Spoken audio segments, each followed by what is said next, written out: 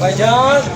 video ना बनाओ सी आना मास्टर आप हट जाओ फ्रेम खाली कर दो मास्टर आप हट जाओ भाई साहब मार्क देना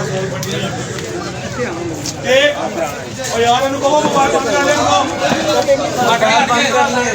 इधर आ जाओ पीछे हट जाओ छोटे काम कर ले बिल्कुल बाद ऐसे आ खड़े हो 2 मिनट चले आ जाओ नीचे आओ मतलब ए रेडी